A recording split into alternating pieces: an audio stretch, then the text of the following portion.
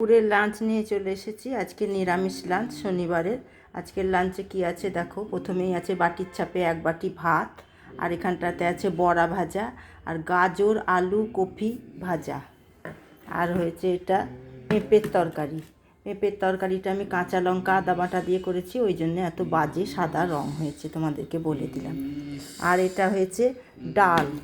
ডালটা আমি করেছি গাজর ফুলকপি, শীতের যা সবজি হয় সব সবজি দিয়ে করেছি, খেতে কিন্তু খুব সুন্দর লাগে। আর এখানটাতে হয়েছে আলু পনিরের তরকারি। আজকে নিরামিষ মেনু।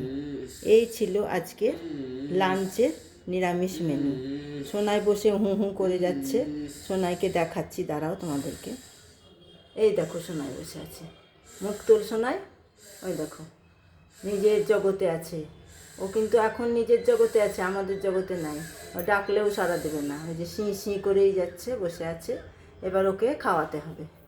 ঠিক আছে বন্ধুরা, তাহলে এবার আজকের মতন এখানেই শেষ করলাম। আবার পরে তোমাদের সাথে এসে গল্প করব। ওর মেজাজটা আজকে খুব একটা ভালো নেই।